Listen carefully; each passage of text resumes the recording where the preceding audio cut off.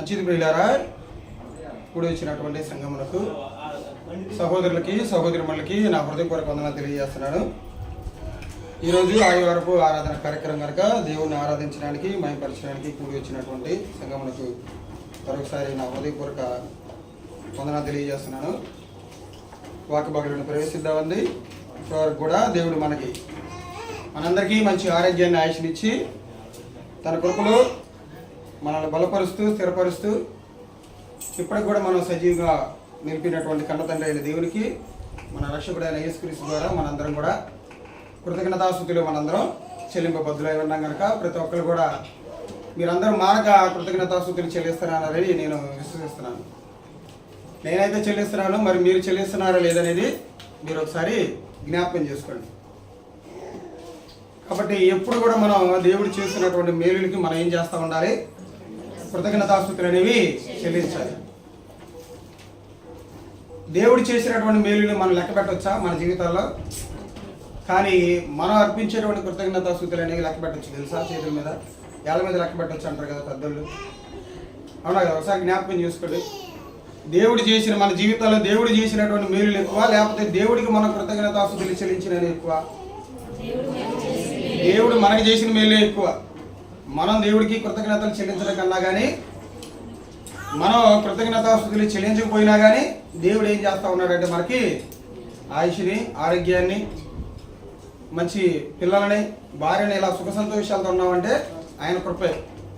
కాబట్టి మనందరం కూడా లెగుస్తున్నామన్నా కానీ, నడుస్తున్నామన్నా కానీ, మాట్లాడుతున్నామన్నా కానీ, ఒక పని చేసుకొని మన కుటుంబాన్ని మనం రక్షించుకుంటున్నామన్నా కానీ, పోషించుకుంటున్నామన్నా కానీ అది ఎవరి కృప అంటే దేవుడి కృపే. కాబట్టి ప్రతి ఒక్కరం కూడా మనందరం కూడా ఏం చేస్తూ ఉండాలంటే ఆయనకి ఎప్పటికప్పుడు మనం జ్ఞాపకం చేసుకుంటా ఉండాలి. మీ అందరికి కూడా చెప్పింది అది. రాత్రి గృహ దర్శనాలకు వచ్చినప్పుడు కూడా చాలా బాగా జరిగింది. అందరికీ సహకరించారు సహోదరులు కూడా.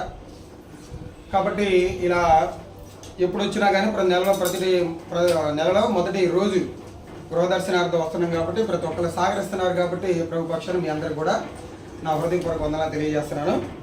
సరే, వాక్య భాగంలోని ప్రవేశిద్దామండి. సమయం మించిపోతుంది కనుక మనం మన జీవితాలకు ఏ మాటలు అయితే అవసరమో ఆ మాటలు మనందరం కలిసి ఈరోజు ధ్యానించడానికి ప్రయత్నం చేద్దాం. ఈరోజు మనం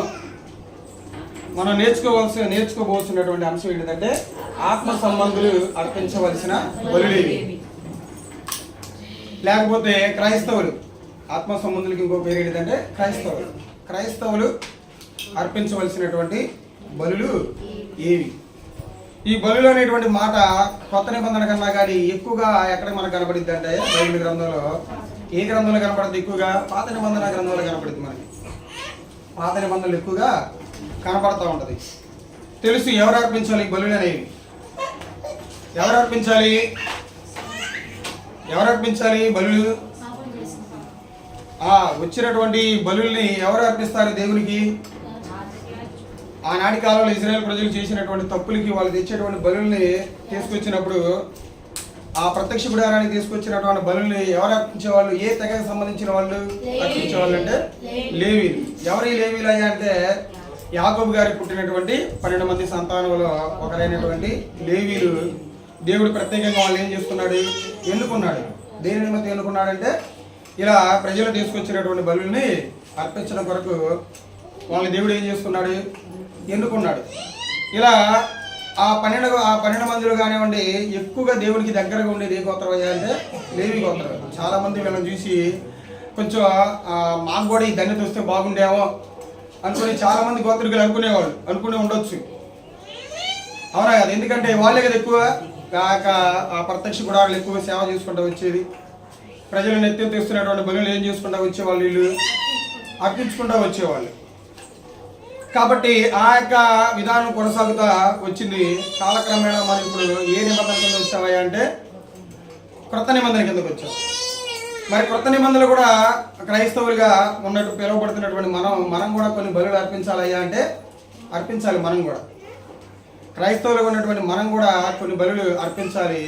మరి అర్పించాలి కాబట్టి మనం కూడా అప్పుడున్నటువంటి కాలంలో ఉన్నటువంటి బలులు అర్పించే వారిని ఏమన్నాడంటే లేవీలు అన్నాడు. వాళ్ళకి ఇంకో పేరు ఏముందంటే యాజకులు అన్నాడు. అప్పుడు ఆనాటి కాలంలో ఓన్లీ బలులు అనేవి లేవీలుగా పిలువబడుతున్నటువంటి యాజకులుగా పిలువబడుతున్నటువంటి వాళ్ళే అర్పించాలి. మరి కొత్త నిబంధనలకు వచ్చినటువంటి మనం కూడా ఎవరు అంటే మనం కూడా యాజకులమే. మనం కూడా ఎవరమే యాజకులమే. ఒకసారి ఒక వచనం చూద్దాం చూడండి. పేతురు గారు రాసినటువంటి మొదటి పత్రిక, పేతురు గారు రాసినటువంటి మొదటి పత్రిక 2వ అధ్యాయం 9వ వచనంలో ఒక మాట ఉన్నది.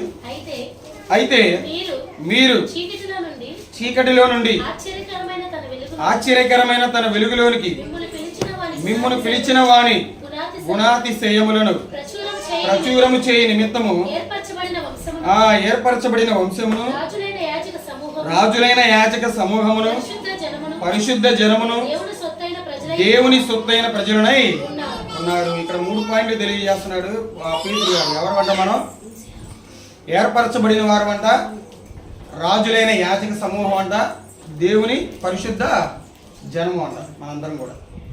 కాబట్టి ఇక్కడ 2వ లక్షణంగా మనకి ఏం చెప్పాడంటే, ఇక్కడ రాజులైన యాజక సమూహం మనందరం ఎవరో తెలుసా? క్రైస్తవులుగా మనందరం ఎవరో తెలుసా? మనం కూడా ఎవరమే? యాజకులమే. మనం కూడా కొత్త నిబంధనకు వచ్చిన తర్వాత మనందరం కూడా ఏం చేయాలంటే కొన్ని బలులు అర్పించాలి. యాజక ధర్మాన్ని చేస్తున్నటువంటి మనందరం, నేను యాజకుడినే కూర్చున్నటువంటి మీరందరూ కూడా ఎవరు? యాజకులే.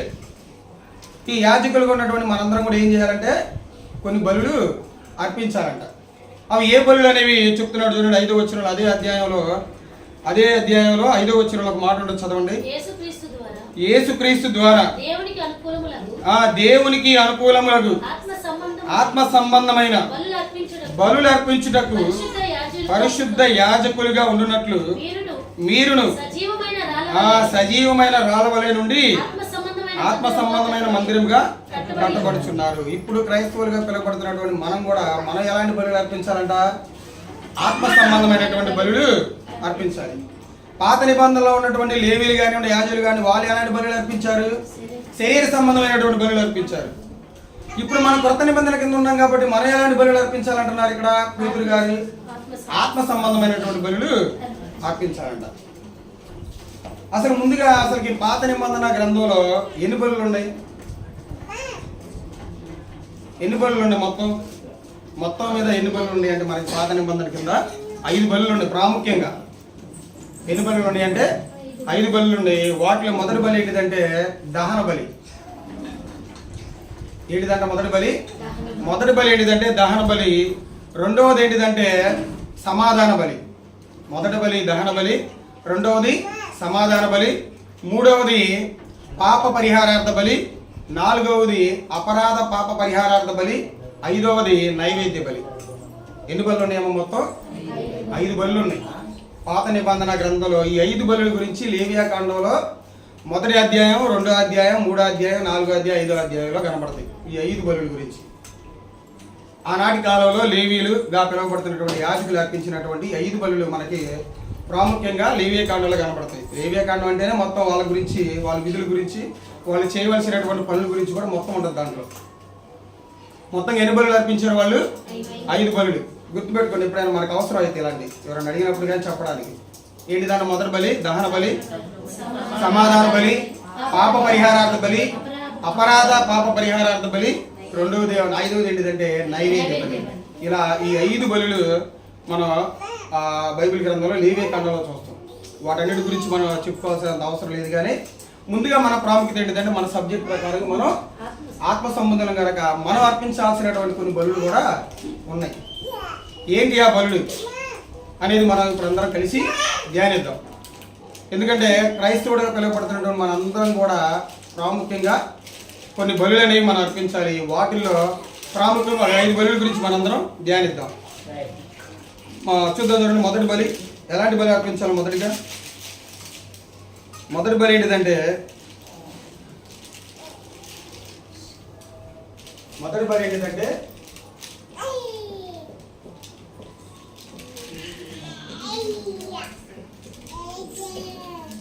తిరిగి నలిగిన మనస్సు. కీర్తనల గ్రంథం 51వ అధ్యాయం 17వ వచనంలో ఒక మాట ఉండదు చూడండి. కీర్తనల గ్రంథం విరిగిన మనస్సే దేవునికి ఇష్టమైన బలుడు. చూడండి, మంచి మాట ఉంటుంది, మంచి మాట చెప్పాడు. ఎవరంటే ఈ కీర్తన రాస్తుంది? దావీదు గారు. కీర్తనలకు రాసిన గ్రంథం ఎన్నోది? 51:17. అందరు తీసారమ్మా, చదవండి, ఇంకోసారి చదవండి.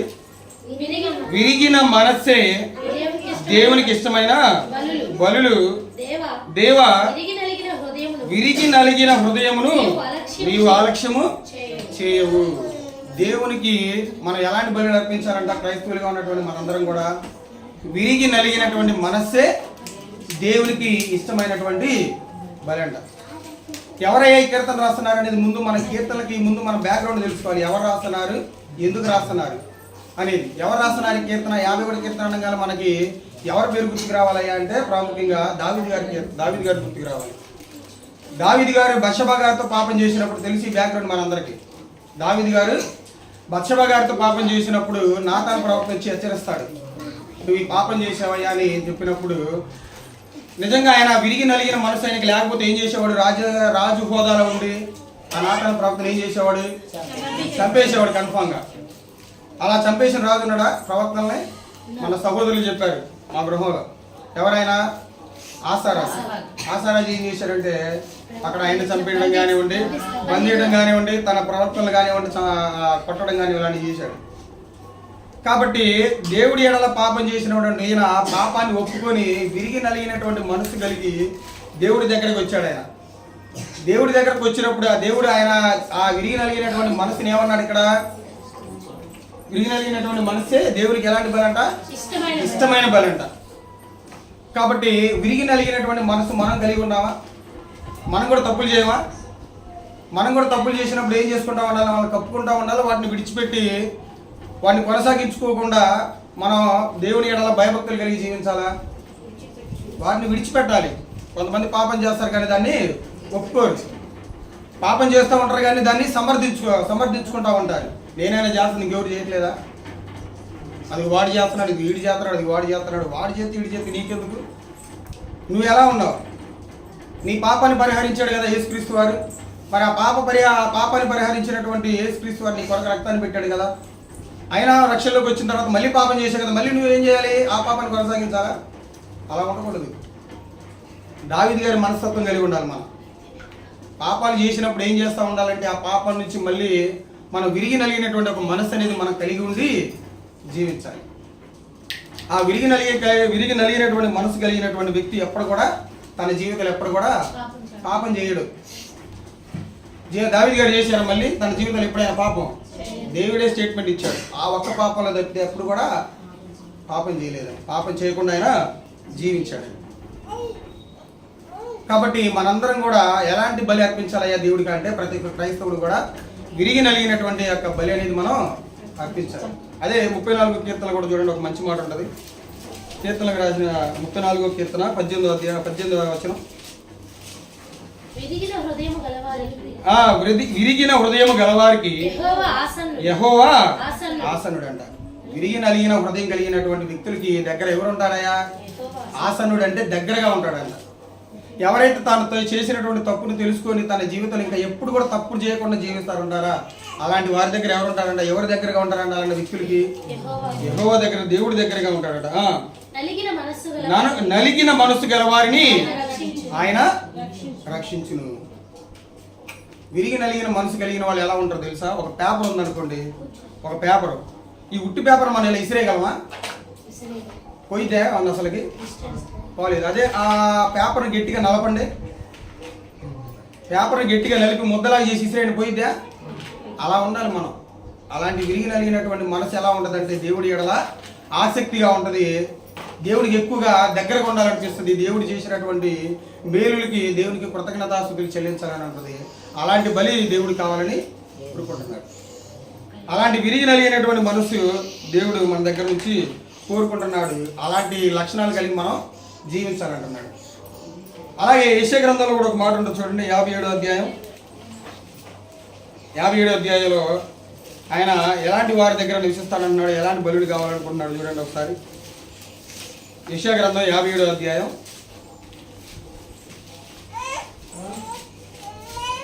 యెషయా గ్రంథం 57వ అధ్యాయం 15వ వచనంలో చివరి నుంచి, నలిగిన వారి ప్రాణమును పైన నుంచి అయినను వినయము గలవారి ప్రాణమును ఉజ్జీవింప చేయుటకును, నలిగిన వారి ప్రాణమును ఉజ్జీవింప చేయుటకును, వినయము గలవారి యొద్దను దీన మనసు గలవారి యొద్దను. ఎలాంటి వారి దగ్గర ఉంటాడంట అయ్యా దేవుడు అంటే? వినయం గలవారి యొద్ద ఉంటాడు, దీన మనసు కలిగినటువంటి వారి యొద్ద ఉంటాడు. నలిగిన వారి యొక్క హృదయాల దగ్గర దేవుడు నివసిస్తాడంట. మరి అలాంటి హృదయాన్ని కలిగి మనం ఉన్నావా? అలాంటి విరిగి నలిగినటువంటి మనసు కలిగి మనం ఉన్నామంటే, మనం అలాంటి విషయం కలిగి ఉన్నామంటే మనం కూడా, మన దగ్గర కూడా ఎవరు ఉన్నారన్నట్టు? దేవుడు నివసిస్తున్నాడు అనే. కాబట్టి ప్రతి ఒక్క క్రైస్తవుడు కూడా దీన్ని బట్టి మనం ఏం నేర్చుకోవాలంటే, మనం కూడా ఎలాంటి బలి అర్పించాలి అంటే, విరిగి నలిగినటువంటి మనస్సే దేవునికి ఇష్టమైనటువంటి బలి. మరి అలాంటి మనసు కలిగి మనం అందరం జీవిస్తున్నామా? అలాంటి బలిని అనేది మనం అర్పిస్తున్నామా దేవుడికి అనేది మనం జ్ఞాపకం చేసుకుంటూ ఉండాలి. ఇది మొదటి బలి. మరి ఇంకా కొత్త నిబంధనలు కూడా ఇలాంటి బలి అర్పించిన వాళ్ళు ఎవరైనా ఉన్నారా అంటే ఉన్నారు.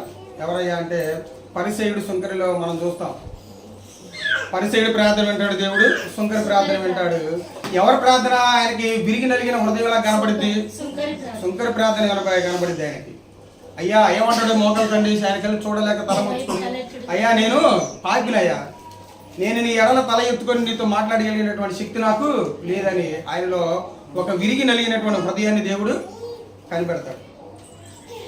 కాబట్టి పాపం చేసినటువంటి ప్రతి ఒక్క వ్యక్తి కూడా ఏం చేస్తూ ఉండాలంటే, ఎలాంటి బలి అర్పించాలయ్యా దేవుడి కంటే, విరిగి నలిగినటువంటి బలి అనేది, మనసు కలిగి అలాంటి బలిని అనేది దేవునికి అర్పించాలి. ఇది మొదటి బలి. రెండో బలి చూద్దాం. రెండో బలి ఏంటిదంటే,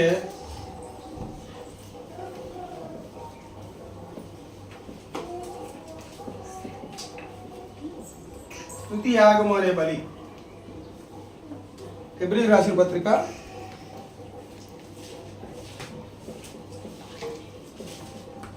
13వ అధ్యాయం 15వ వచనం. హెబ్రీయులకు రాసిన పత్రిక అందరూ తీయండమ్మా. 13వ అధ్యాయం 15వ వచనం.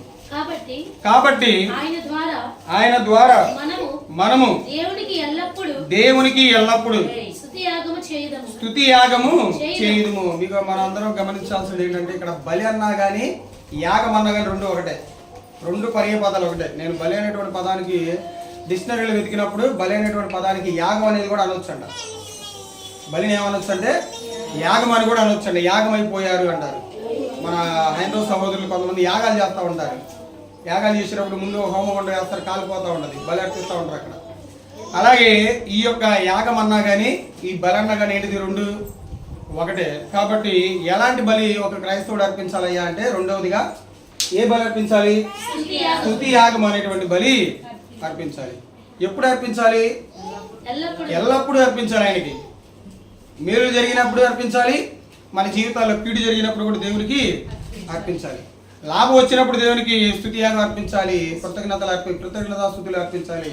నష్టం వచ్చినప్పుడు కూడా దేవునికి కృతజ్ఞతాస్తుతి అనేది అర్పించాలి. మరి అలా ఉన్నామా మనం? మన జీవితంలో మేలులు జరిగినప్పుడు దేవునికి మనం ఏం చేస్తూ ఉంటామంటే కృతజ్ఞతలు చెల్లిస్తాం, స్తుతి యాగం చెల్లిస్తాం. కానీ కీడు జరిగినప్పుడు ఎలా ఉంటామంటే మనం చాలా విచారంగా ఉంటాం, చాలా బాధగా ఉంటాం, దేవుని జ్ఞాపకం చేసుకోము. దేవుణ్ణి తిట్టేటువంటి స్థాయిలో కూడా మనుషులు పడిపోతారు. కాబట్టి అలా ఉండకూడదు. ఎప్పుడు మనం ఎలా ఉండాలంటే, మన జీవితంలో మేలులు వచ్చినా కానీ, మేలులు జరిగినా కానీ, కీడు జరిగినా కానీ, లాభాలు వచ్చినా కానీ, నష్టాలు వచ్చినా కానీ, ఆరోగ్యం ఉన్నప్పుడు ఎలాగైతే మన కృతజ్ఞతాస్తుతులు చెల్లిస్తామో, అనారోగ్యం ఉన్నప్పుడు కూడా దేవునికి ఏం చేయాలి? మనం కృతజ్ఞతాస్తుతులు అనేవి, స్తుతి యాగం అనేది మనం చేయాలి. స్తుతి యాగం అన్నా కానీ కృతజ్ఞతాస్తుతులు అన్నా కానీ రెండు ఒకటే. కాబట్టి ఇలాంటి బలిని దేవుడికి మనం అర్పించాలి. మరి అర్పించేటువంటి స్థాయిలో మనం ఉన్నామా? మేలు జరిగినప్పుడు అర్పిస్తున్నాం, కీడు జరిగినప్పుడు కూడా మన దేవుడిని జ్ఞాపకం చేసుకున్నామా? మన స్తుతి యాగం అనేది దేవునికి అర్పిస్తున్నామా? ఎందుకంటే క్రైస్తవులుగా పిలువబడుతున్నటువంటి మనందరికి కూడా మన జీవితంలో శ్రమలు అనేవి కామన్గా వచ్చినప్పుడు మనం ఏం చేస్తూ ఉంటామంటే దేవుడిని నిందించే స్థాయిలోకి పోతాం. దేవుని మీద ఆ విశ్వాసం కోల్పోయి అనుమానం పడేటువంటి స్థాయిలో కూడా మనం పడిపోయేటువంటి అవకాశం ఉంది. కాబట్టి క్రైస్తవుడు అయినందుకు ఇంకా ఉంటుంది. యోహాను సువార్తలో ఏముంటుందంటే, క్రైస్తవుడు అయినందుకు శ్రమ అనుభవించాలి. అదే 12వ వచనం, అదే ఎఫెసీ పత్రిక 12వ వచనంలో ఒక మాట ఉంటుంది చూడండి. అదే అధ్యాయం 13వ అధ్యాయం 12వ వచనం ఒక మాట ఉంటుంది. కావున యేసు కూడా తన స్వరక్తము చేత ప్రజలను పరిశుద్ధపరచుటకై గవిని వెలుపుట ఏం చేశాడంటే ఆయన శ్రమ పొందాడంట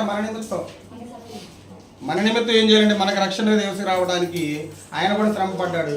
ఆయన శ్రమ పడ్డప్పుడు ఆయన ఏమన్నా దేవునికి జ్ఞాపకం చేసుకోలేదా అంటే భూమి మీద ఉన్నప్పుడు చేసుకున్నాడు. దేవుడు నిందించాడా? నిందించలేదు. మనం ఏం చేస్తూ ఉంటామంటే మన జీవితంలో వచ్చేటువంటి ఆ యొక్క కష్టాలను చూసి బాధలను చూసి ఏం చేస్తూ ఉంటామంటే దేవుడి ఎడల నిట్టూర్పులు ఇడుస్తూ ఉంటారు. అలా ఉండకూడదు. వాళ్ళందరూ ఎల్లప్పుడూ కూడా దేవునికి మనం స్తుతులు చెల్లించే వారిలాగా ఉండాలి. అలా చెల్లించిన వాళ్ళు ఉన్నారంటే బైబిల్ గ్రంథాలు చాలా మంది ఉన్నారు. ఒక యోగి గారిని జ్ఞాపకం చేసుకోండి. ప్రత్యేకంగా చెప్పాలి ఆయన గురించి రిఫరెన్స్ ద్వారా అవసరం లేదు. తన జీవితంలో తన సర్వస్వం మొత్తాన్ని కోల్పోయాడు. ఆయన తనకు ఉన్నటువంటి ఆస్తిని కోల్పోయాడు, అంతస్తుని కోల్పోయాడు, పిల్లలను కోల్పోయాడు, మొత్తాన్ని కోల్పోయినా కానీ దేవునికి ఏం చేశాడయ్యా అంటే ఆయన స్తుతియాగం చేశాడు. ఆయన దేవునికి ఏం చేశాడు? ఆయన కృతజ్ఞతా స్తుతులు అనేవి చెల్లించాడు. పౌలు గారు కూడా ఫిలిప్పి పట్టణానికి తన 2వ ప్రయాణాలు వచ్చినప్పుడు పౌలు గారు సీలయ్య గారు వెళ్తారు. ఇద్దరు ఫిలిప్పి పట్టణానికి వెళ్ళినప్పుడు కూతున్నటువంటి దెయ్యం పట్టినటువంటి ఒక అమ్మాయిని ఏం చేస్తారు? వాళ్ళు విడిపిస్తారు. దెయ్యం పట్టిన అమ్మాయిని విడిపించినప్పుడు అక్కడ ఉన్నటువంటి అధికారులు ఏం చేస్తారు? వాళ్ళిద్దరిని పట్టుకొని వాళ్ళని కొట్టి ఎమ్మటి ఏం చేస్తారంటే జైల్లో పెడతారు. జైల్లో పెట్టినప్పుడు అర్ధరాత్రి వాళ్ళిద్దరు ఏం చేస్తారు? అలాంటి బాధల్లో కూడా అలాంటి ఇబ్బందులు కూడా కొట్టినటువంటి గాయాలను కూడా మర్చిపోయి వాళ్ళకు ఉన్నటువంటి బాధలు కూడా మర్చిపోయి వాళ్ళు ఏం చేస్తారు? దేవుని ఏం చేస్తూ ఉంటారు? మధ్యరాత్రి వేళ దేవుని స్తుతిస్తూ ఉంటారు, దేవునికి కీర్తనలు పాడుతూ ఉంటారు. ఆ కీర్తనలు పాడటం వల్ల అక్కడ ఉన్నటువంటి కొంతమంది రక్షింపబడతారు. చూడండి, వాళ్ళకు వచ్చినటువంటి శ్రమలను బట్టి వాళ్ళు ఏం చేశారంటే దేవునికి స్తుతియాగం చెల్లించారు. మనం కూడా ఏం చేయాలంటే అలాంటి స్థాయిలోకి మనందరమే రావాలి. మీరు మన జీవితంలో వచ్చినటువంటి కష్టాలను బట్టి మీరు దేవుని జ్ఞాపకం చేసుకున్నారు లేదనేది మనం చెప్పగలం అంటే మనం డిసైడ్ చేయలేం. అది ఎవరికి తెలిసింది? దేవుడికే తెలిసింది. కాబట్టి మిమ్మల్ని మనం ఏం చేసుకుంటా ఉండాలి? ప్రశ్నించుకుంటా ఉండాలి. కాబట్టి మనం ఈ యొక్క బలి అర్పించాలి. ఏ బలి అర్పించాలి అంటే మనం స్తుతి యాగం అనేటువంటి బలి అర్పించాలి ప్రతి ఒక్కరు కూడా. అందుకే మొదటి దశలోని పత్రికలో ఒక మాట ఉండదు చూడండి. 5వ అధ్యాయం 16వ వచనంలో మనకు కూడా ఈ వచనం అనేది సుపరిచితమే. దశలోని రాసినటువంటి మొదటి పత్రిక 5వ అధ్యాయం 16వ వచనంలో ఒక మాట ఉంటుంది. ప్రతి విషయమునందును కృతజ్ఞతాస్తుతులు చెల్లించుడి. ఇలాగు చేయుట యేసుక్రీస్తునందు మీ విషయంలో దేవుని చిత్తము. ప్రతి విషయంలో మనం ఏం చేయాలి అంటే స్తుతి యాగం అనేది చెల్లించాలి దేవునికి. అన్ని విషయాలు చెల్లించాలి. మన కుటుంబం అనేది సుభిక్షంగా ఉన్నా అది దేవుడి చలవే. కొంచెం కష్టాల్లో ఉన్నా కానీ అది దేవునికి మనం ఏం చేసుకోవాలి? మొరపెట్టుకోవాలి. దాని నుంచి రక్షించమని మనల్ని మనం ప్రార్థన చేయాలి. అలా కాకుండా ఈ దేవుడు ఏందో నాకే కష్టాలు, నాకే ఇబ్బందులు, నాకే బాధలు అనుకుని దేవుడిని మనం విడిచిపెట్టామంటే మనకంటే దౌర్భాగ్యులు ఎవరు కూడా ఉండరు ఈ ప్రపంచం. కాబట్టి రెండవదిగా మనం స్తుతి యాగం అనేటువంటి బలి అర్పించాలి. మరి ఈ బలి అర్పించాలి లేదని మనల్ని మనం ప్రశ్నించుకొని ఒకవేళ ఇప్పటికైనా మనం చెల్లించకపోతే మనకి ఆ దేవుడు ఇచ్చినటువంటి ఆయుష్యాన్ని బట్టి ఆయుష్ని బట్టి మనం ఎప్పుడైనా కానీ దేవునికి స్తుతి యాగం అనేది చెల్లిద్దాం. తర్వాత ఇక 3వ బలి చూద్దాం. చూడండి, 3వ బలి ఏంటిదంటే రాసుకోండి, సజీవ యాగం అనే బలి.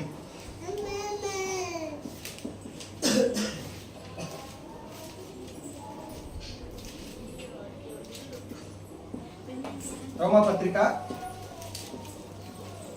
12వ అధ్యాయం 1వ వచనం. రోమిలికి రాసినటువంటి పత్రిక 12వ అధ్యాయం. కాబట్టి సహోదరులారా పరిశుద్ధమును దేవునికి అనుకూలమునైన సజీవ యాగముగా మీ శరీరములను ఆయనకు సమర్పించుకొనుడని దేవుని వాత్సల్యమును బట్టి మిమ్మల్ని బతిమాలుచున్నాను. ఇటు సేవ మీకు యుక్తమైనది. 3వ బలి ఏంటిదయ్యా అంటే ఏంటిది? 3వ బలి సజీవ యాగమును అనే బలి. సజీవ యాగముగా మనం ఏం చేయాలంటే మన యొక్క శరీరాన్ని దేవునికి అర్పించాలి.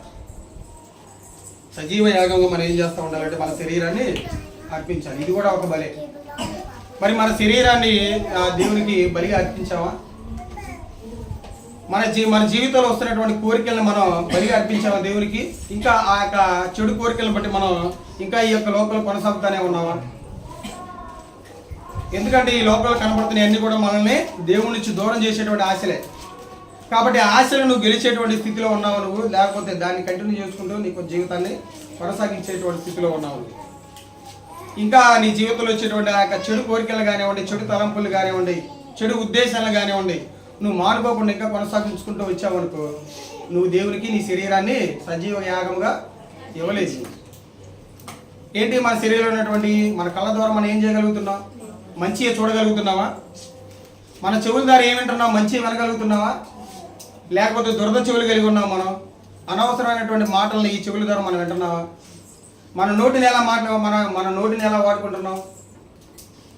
దేవునికి అనుకూలంగానే మనం మాట్లాడుతున్నాం అనేది కూడా మనం జ్ఞాపకం చేసుకోవాలి.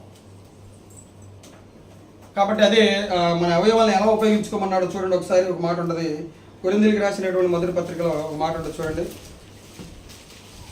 కొరింథీయులకు రాసినటువంటి మొదటి పత్రిక 12వ అధ్యాయం 18వ వచనంలో, 12:18. అయితే దేవుడు అవయములలో ప్రతి దానిని తన చిత్త ప్రకారము శరీరములో ఉంచెను.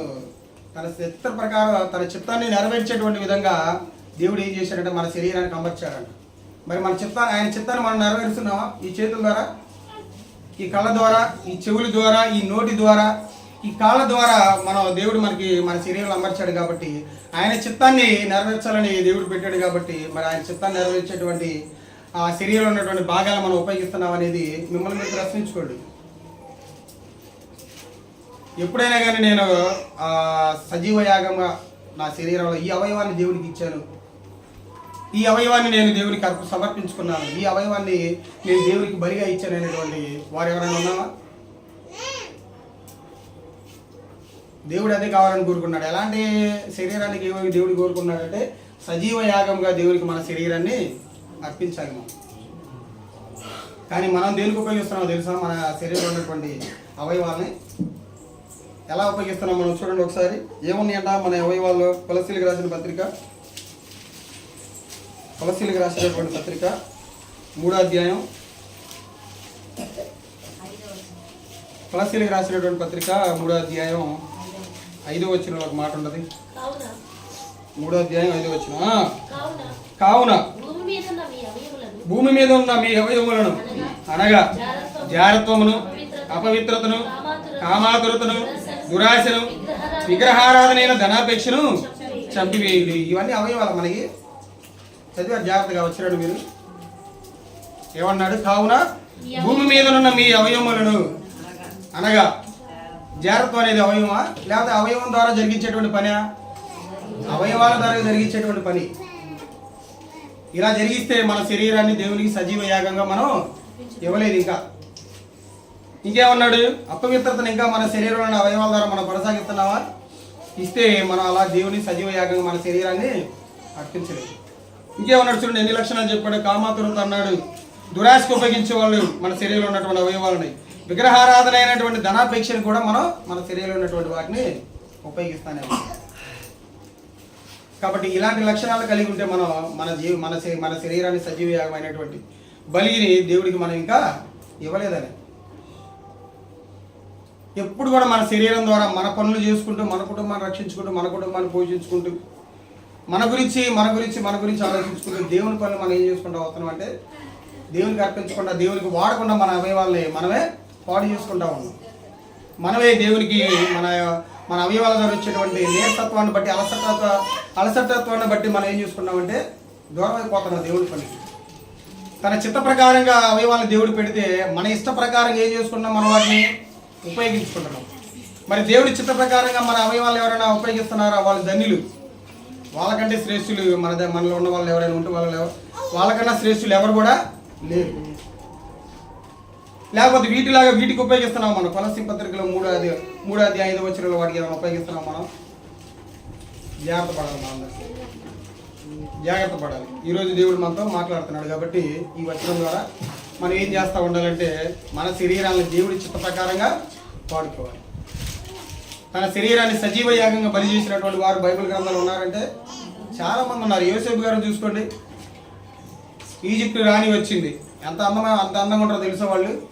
చాలా అందంగా ఉంటారు. ప్రపంచంలో అప్పుడు ఉన్నటువంటి అందగత్తల్లో ఆ ఒకటే. అలాంటి ఆవిడ వచ్చి నాతో శయనించమని ఉన్నప్పుడు ఆయన ఏమని ఉంటాడో తెలుసా? నా శరీరాన్ని దేవునికి సజీవ యాగంగా నేను బలి చేశానమ్మా, నేను ఎలా చేయగలను నీతో అలాంటి తప్పుడు పని అని తన శరీరానికి ఏం చేసుకున్నాడు? ఆయన సజీవ యాగంగా దేవుడికి బలి అర్పించాడు. ఆయన బలి అర్పించినటువంటి ఆయనలో ఎలాంటి కోరికలు ఏమైనా ఉంటాయా అంటే ఉండవు.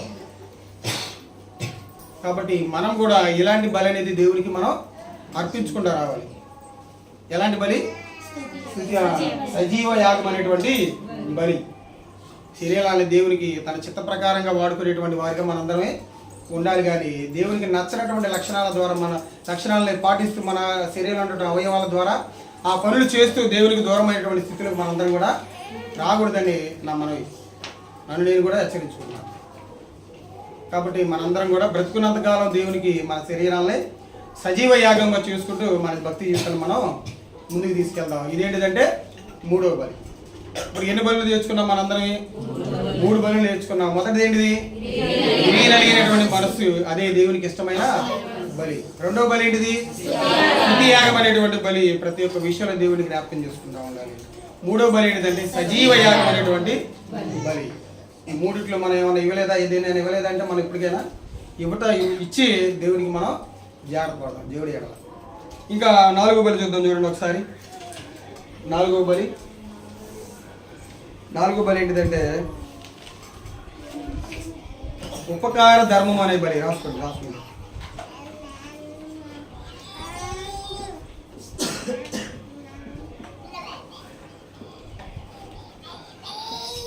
ఉపకార ధర్మం అనే బలి. హెబ్రీయులకు రాసిన పత్రిక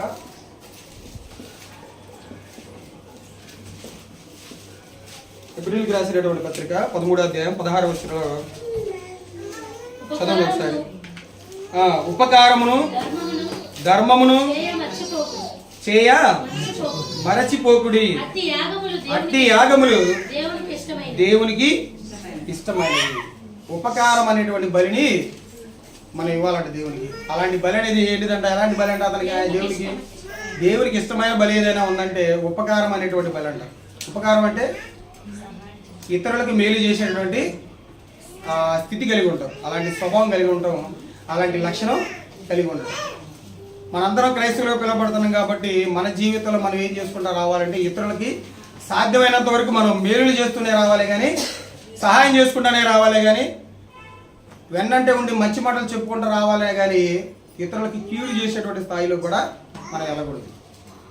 ఇతరులకు కీడు చేసేటువంటి ఆ లక్షణం మనం కలిగి ఉన్నామంటే నువ్వు ఉపకారం అనేటువంటి బలిని దేవునికి ఇవ్వలేదు. కాబట్టి చాలామంది కూడా చూడండి, ఇప్పుడు వాళ్ళ జీవితంలో మేలులు చేయకుండా ఇతరులకి కీడు చేసి ఆ కీడులో పడిపోయిన వాళ్ళనే మన కళ్ళారా మనం చూస్తూనే ఉన్నాం. ఇతరులకు కూడా మనం ఎప్పుడు ఏం చేసుకుంటూ రావాలంటే మేలు చేసుకుంటూ రావాలి. అది మనలో సంఘంలో ఉన్నటువంటి సంఘస్థులకైనా కానీ బయట ఉన్నటువంటి ఇతరులు ఉంటారు కదా అనిలు, వాళ్ళకైనా కానీ మనం ఏం చేసుకుంటూ రావాలంటే మేలు చేసుకుంటానే రావాలి. మన స్వలాభం కోసం, మన లాభం కోసం, మన కోరికలు నెరవేర్చుకోవడానికి, మన ఉద్దేశాలు నెరవేర్చుకోవడానికి ఇతరులకు మనం హాని కలిగించే వారిలాగా మనం ఉన్నామనుకో, అది దేవునికి ఉపకారం అనేటువంటి బలిని మనం మర్చిపోయాము. సాధ్యమైనంత వరకు మనం ఏం చేస్తూ ఉండాలంటే దేవునికి మేలు చేసుకుంటూ ఉండాలి. దేవుని ఎడల ఇతరులకి మనం మేలు చేసుకుంటూనే రావాలి. ఇలా ఇతరులకి సంఘం గురించి మాట్లాడుకునేటప్పుడు సంఘంలో బాధపడేటువంటి వ్యక్తులకి సహాయం చేసిన వ్యక్తులు సంఘంలో ఉన్నారా అంటే ఉన్నారు. అపోస్తల కార్యాలు అంత్యోక సంఘం అనేది ఏర్పడుతున్నప్పుడు ఆ అంత్యోక సంఘంలో ఉన్నటువంటి ఒక ప్రవక్త ఎవరైతే అగబు అనేటువంటి ప్రవక్త ఆయన ఒక ఆయన ఉంటాడు. ఆయన ఏం చేస్తారంటే యెరూషలేములో యోదయ కరువు రాబోతుంది అంటాడు. కరువు రాబోతుందని చెప్పినప్పుడు ఏం చేస్తారంటే అక్కడ ఉన్నటువంటి పౌలు గారు కానివ్వండి వాళ్ళందరూ ఈ అంత్యోక సంఘానికి వెళ్ళినప్పుడు చెప్తారు అక్కడ ఉన్నటువంటి పరిస్థితి. మన సహోదరులు ఉన్నారు అక్కడ, మన సహోదరులకి కరువు రాబోతుంది కాబట్టి మనం సహాయం చేయాలి, వాళ్ళకి మనం మేలు చేయాలి అనుకున్నప్పుడు మీరు 3 పూటలు తింటారా, మన సహోదరుల కోసం 2 పూటలు తినండి. ఆ ఒక పూట అనేది వాళ్ళకి సహాయం చేద్దాం, మనం వాళ్ళకి మేలు చేద్దామని వాళ్ళు పౌలు గారు ఏం చేస్తారంటే పౌలు గారు కానివ్వండి, తిమోతి గారు కానివ్వండి, సీలయ్య గారు కానివ్వండి, బర్నబా గారు కానివ్వండి, వీళ్ళందరూ ఏం చేస్తారంటే కొంత ధనమును అనేది తీసుకొచ్చి అక్కడ ఉన్నటువంటి ఆ కరువు అనేది రాగానే వాళ్ళందరికీ తెచ్చి ఏం చేస్తారు, వాళ్ళు సహాయం చేస్తారు. అదే కదా మేలు చేయడం అంటే సహోదరులకి. ఎవరైనా కనపడుతున్నారండి ఇప్పుడు అసలుకి సహాయం చేసేవాళ్ళు కానీ మేలు చేసేవాళ్ళు కానీ? సహోదరులు ఏ రకంగా అయినా కానీ వాడి బాధలో ఉన్నప్పుడు ఇబ్బందులు ఉన్నప్పుడు ఇంకా వాడిని హింసించి ఏదో ఒక రకంగా వాడిని ఇంకా పడగొట్టాలని చూసే వాళ్ళు ఎక్కువైతున్నారే కానీ వాడికి చేయందించి ముందుకు నడిపించే వాళ్ళందరూ క్రైస్తవులు కూడా కరువైపోయారు. కాబట్టి మొదటి శతాబ్దం క్రైస్తవం మనకు నేర్పిస్తుంది అదే. నీ సహోదరులు ఏమిలో ఉన్నాడో వాళ్ళకి మేలు చేయాలి, ఏదైనా ఇబ్బందులు ఉన్నాడో వాళ్ళకి సహాయం చేయాలి. మనం కూడా మన సంఘంలో ఉన్నటువంటి వ్యక్తుల పట్ల మనం కూడా చాలా జాగ్రత్త కలిగి ఉన్నాం. మనం ఉపకారం చేసేటువంటి స్థితిలో మనందరం కూడా ఉన్నాం. ఎందుకంటే ఈ స్థితిని బట్టి మనం దేవునికి కృతజ్ఞతలు తెలియజేయచ్చు. ఎందుకంటే మనకున్నంతలో సహోదరుల కోసం మనం వాళ్ళ ఇబ్బందులు ఉన్నప్పుడు వాళ్ళకి మనం మేలు చేసుకుంటానే వచ్చాము. అలాంటి మేలులు, అలాంటి స్తుతియాగం అనేది మనం దేవునికి చెల్లించాలి. ఎలా చెల్లించారో తెలుసా? వాళ్ళందరూ 1000 రూపాయలు అనగా 1000 రూపాయలు, అందరూ 1000 రూపాయలు అంటే 1000 రూపాయలు తెచ్చారు. అందరూ సంఘంలో అందరూ ఒకేలాగా ఉంటారు, ఒకే స్థితి కలిగి ఉంటారా? ఒకే సామర్థ్యం కలిగి ఉంటారా? ఒకళ్ళు 1000 రూపాయలు అడిగితే 500 ఇచ్చేవాళ్ళు ఉంటారు, 500 అడిగితే 200 ఇచ్చేవాళ్ళు ఉంటారు, 300 ఇచ్చేవాళ్ళు ఉంటారు, 100 రూపాయలు కూడా ఇచ్చేటువంటి స్థాయి కలిగిన వాళ్ళు కూడా ఉంటారు. అందుకని అపోస్తుల కార్యాలు 13వ అధ్యాయం అనుకుంటా, తమ తమ శక్తి కొలది వాళ్ళు ఇచ్చారంటే. తమ శక్తి కొలది అంటే 100 ఇచ్చేవాళ్ళు 100 ఇచ్చారు, 200 ఇచ్చేవాళ్ళు 200 ఇచ్చారు, 500 ఇచ్చేవాళ్ళు 500 ఇచ్చారు, 1000 రూపాయలు ఇచ్చేవాళ్ళు 1000 రూపాయలు ఇచ్చారు. వాళ్ళ శక్తి కొలది వాళ్ళు సహాయం చేశారు. ఆనాడు ఉన్నటువంటి సహోదరులకు సహాయంగా మేలుకరంగా వాళ్ళు జీవించారు. ఎంతో సహాయంగా జీవించి మనకి మాదిరికరంగా ఉన్నారు. మరి అలాంటి మాదిరికరంగా ఉన్నటువంటి మనం కూడా దాన్ని మనం ముందుకు తీసుకెళ్తానే ఉన్నాం, ఇంకా మనం తీసుకెళ్ళాలి ముందుకు. కాబట్టి ఇది ఒక బలి. ఏంటిదంటే ఉపకార ధర్మం అనేటువంటి బలిని మనం దేవునికి అర్పించాలి. చివరిగా ఇంకో 5వ బలిని చూసుకుందాం. చూడండి, చివరిగా 5వ బలి. 5వ బలి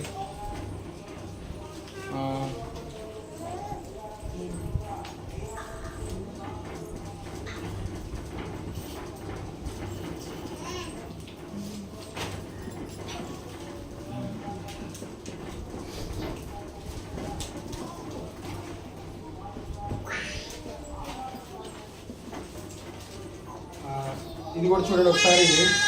ఫిలిప్పీయులకు రాసిన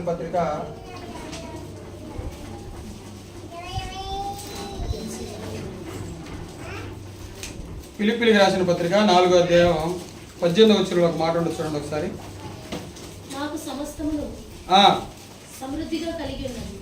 మీరు పంపిన వస్తువులు ఎపఫ్రోదితు వలన పుచ్చుకొని ఏమీ తక్కువ లేకుండా ఉన్నాను. అవి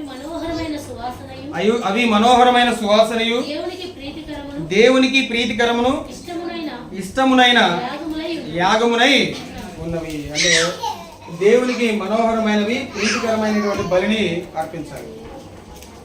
అంటే సంఘానికి మనం ఇచ్చేవారిలాగా ఉండాలి. సంఘానికి కానివ్వండి, సంఘ సేవుడికి కానివ్వండి, నాకు కాదు, నాకేమో నేను అడగట్లేదు, కానీ సంఘానికి మనం సహాయం చేసేవారిలాగా ఉండాలి. సంఘంలో ఉన్నటువంటి లోటులకి మనం సహాయం చేసేవారిలాగా ఉండాలి. అవునా కదా? ఎందుకంటే మనకి ఇప్పటికీ ఆల్రెడీ మనకి చర్చి లేదు. మనం బాగాలనుకుని నెల 1000 రూపాయలు ఇచ్చుకుంటూ వస్తున్నాం. అవి ఆగిపోయింది. తెలుసా మీ అందరికీ? తెలిసేది ఏముంది? మనందరికి మనమే ఇచ్చేది, మనకి తెలియకపోవడం ఏముంది? చాలా నెలల నుంచి ఆగిపోయినాయి అనుకుంటా. ఎవరైనా గుర్తుందా? మర్చిపోయారు దాన్ని కూడా. ఈ యొక్క జీవన సంబంధమైనటువంటి ఆ యొక్క వలయంలో పడిపోయి మనం ఏం చేస్తామంటే దేవుని పనిని మనం నిర్లక్ష్య పెట్టామనుకుంటున్నాను నేనైతే. ఎందుకంటే మనకి ప్రాపర్గా ఒక చర్చి లేదు. అక్కడ 2 చర్చిలు ఆగిపోయి ఉన్నాయి. పేటలో ఒకటి ఉంది, ములగలూరులో ఒకటి ఉంది. పేటలో దానికి సగం డబ్బులు కట్టా, ములగలూరు దానికి సగం డబ్బులు కట్టా, నర్సరాపేటలో ఉన్నదానికి 1/4% మనం చేసింది పని. ఇంకా చాలా 30% పని చేయాల్సి ఉంది. కాబట్టి ఈ పనులన్నీ జరగాలంటే మనం ఏం చేయాలంటే దేవుని సంఘానికి మనం ఏం చేసుకుంటూ ఉండాలి? సహాయాన్ని అర్పించుకుంటూ ఉండాలి, సహాయం చేస్తూ రావాలి. కాబట్టి ఇది కూడా మనం అలాంటిది అనేది దేవునికి ప్రీతికరమైనటువంటి బలంట. దేవుని సంఘాలకి అవసరమైనటువంటి అవసరాలను తీర్చేటువంటి బాధ్యత మనకు ఉందా లేదా? ఎందుకంటే ఒక క్రైస్తవుడు ముందుగా ఎవరికి ప్రాధాన్యత ఇవ్వాలంటే ఇచ్చే వాటిలో దేవునికే ప్రాధాన్యత ఇవ్వాలి. తర్వాత మనకి ముందు దేవునికి ప్రాధాన్యత ఇవ్వాలి, తర్వాత మనకి ప్రాధాన్యత ఇచ్చుకోవాలి. కానీ ఇప్పుడు రివర్స్ అయింది. ఏంటి? మనం ఏం చేస్తున్నాం? ముందుగా ముందు మనకు ప్రాధాన్యత ఇచ్చుకుంటున్నాం, తర్వాత దేవునికి ఇస్తాం. చూడండి ఎంతవరకు న్యాయం అది, గమనించండి అందరూ. కాబట్టి ఈ విషయంలో మనం వెనకబడి ఉన్నామని నేను అనుకుంటున్నాను. మరి కాబట్టి దేవుని మందిరానికి మనం ఇచ్చేటువంటి వాటిలో మనం కూడా ఎప్పుడు కూడా వెనుదిరగకుండా ఉండాలి. నేను కూడా ఆగిపోయింది, నాది కూడా నేను వేయటం కూడా ఆగిపోయింది, నాది కూడా లోపమే. కాబట్టి మనం అలా అనకూడదు. మనందరం కలిసికట్టుగా ఉన్నాం కాబట్టి, ఒకే నిర్ణయంతో ఉన్నాం కాబట్టి, ఒకే ఏకతాత్పర్యంతో ఏక మనసుతో మనందరం కలిగి ఉన్నాం కాబట్టి మనం ఈ విషయంలో కొంచెం వెనకబడి ఉన్నామని నేను అనుకుంటున్నాను. కాబట్టి దాన్ని ఇప్పటి నుంచి అయినా కానీ మనం పునరుద్ధరించుకుంటే అది. ఎందుకంటే మనకు చాలా సమస్యలు ఉన్నాయి, ప్రతి ఒక్క కుటుంబంలో అనేక రకాలైనటువంటి సమస్యలతో మనం ఇబ్బంది పడుతున్నాం. అయినా కానీ ఆ సమస్యలే, దేవుడి పని. ఎందుకంటే రెండు దాన్ని మనం బ్యాలెన్స్ చేసుకుంటా రావాలి. కాబట్టి ఈ విషయాన్ని మనందరూ సహోదరులందరూ జ్ఞాపకం పెట్టుకొని దేవునికి మనం దేవుని యొక్క పరిచర్యకు మనం ఇచ్చేటువంటి వాటిలో మనం అందరం ముందుందాం. ఎందుకంటే మన ముందు చాలా పెద్ద పెద్ద ప్రాజెక్టులు ఉన్నాయి. ఆ రెండు ప్రాజెక్టులు మనందరం కంప్లీట్ చేయాలి. కంప్లీట్ చేసినప్పుడే అది దేవునికి చాలా ప్రీతికరంగా, చాలా మనోహరంగా కనపడుతుందని నా ఉద్దేశం. కాబట్టి వీటి విషయంలో మనందరం కూడా ఆసక్తి కలిగి, ఆపేక్ష కలిగి దేవుడికి ఇచ్చే వాటిలో మనందరం కూడా వెనుదిరగకుండా ముందుండాలని మనస్ఫూర్తిగా మీ అందరికీ తెలియజేస్తున్నాను.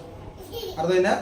సరే, ఇప్పటివరకు మనం ఎన్ని బలులు చూసాం? మొత్తం మీద పాత నిబంధనలు ఒక 5 చూసాం. అంటే ఇంకా చాలా బలులు ఉన్నాయి. వాటిలో ప్రాముఖ్యమైనటువంటి ఒక 5 బలులు చూసాము. ఏంటి అయ్యా అంటే, కలిగినటువంటి మనసు అనేటువంటి బలి మనం కలిగి ఉండాలి. అలాగే స్తుతి యాగం అనేటువంటి బలి మనం కలిగి ఉండాలి. అలాగే సజీవ యాగం అనేటువంటి బలి మన దేవుడికి అర్పించాలి. అలాగే ఉపకార ధర్మం అనేటువంటి బలి దేవునికి మనం ఇవ్వాలి. అలాగే దేవునికి మనోహరమైన ప్రీతికరమైనటువంటి బలి అంటే సంఘానికి మనం సహాయం చేసే విషయంలో మనం ముందుండాలి. కాబట్టి ఈ విషయాల్లో ఇలాంటి విషయాల్లో మనం బలి అర్పించుకుంటూ దేవునికి మేలుకరంగా, మన కుటుంబాలకు ఆశీర్వాదకరంగా మనందరం జీవించాలి. కాబట్టి ఒక హెచ్చరిక మాట చూసుకొని మనం ముగించుకుందామండి. ఎఫెసీయులకు రాసిన పత్రిక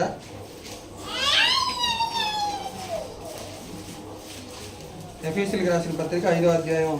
మనకు మాదిరి యేసుక్రీస్తు వారు కాబట్టి ఆయన ఎవరికి బలిగా అర్పించుకున్నాడో చూసుకొని మనం ముగించుకుందాం.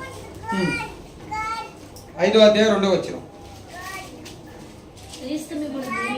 క్రీస్తు మిమ్మల్ని ప్రేమించి పరిమళ వాసనగా ఉండుటకు మన కొరకు తన్ను తానే దేవునికి అర్పణగాను బలిగాను అప్పగించుకున్నాను. అలాగుననే మీరును ప్రేమ కలిగి నడుచుకోండి. కాబట్టి మనం కూడా యేసుక్రీస్తు వారు ఎలాగైతే దేవునికి తన జీవితాన్ని ఎలాగైతే బలిగా అర్పించాడో, అర్పణగా అర్పించాడో, మనం కూడా ఏం చేయాలంటే ఆయన మాదిరికరంగా తీసుకున్నటువంటి మనం కూడా ఏం చేయాలంటే మనం కూడా ఆయనకి, దేవునికి మన శరీరాన్ని కానివ్వండి, మన జీవితాన్ని కానివ్వండి, మన భక్తిని కానివ్వండి ఆయనకి అర్పించేటువంటి స్థితిలోకి మనందరమే రావాలని మనస్ఫూర్తిగా కోరుకుంటూ ఇంతటి మంచి అవకాశం ఇచ్చినటువంటి కన్న తండ్రి దేవునికి నా హృదయపూర్వక వందనాలు తెలియజేస్తూ ఈ మాటలు ముగిస్తున్నాను. మీ అందరికీ నా హృదయపూర్వక వందనాలు.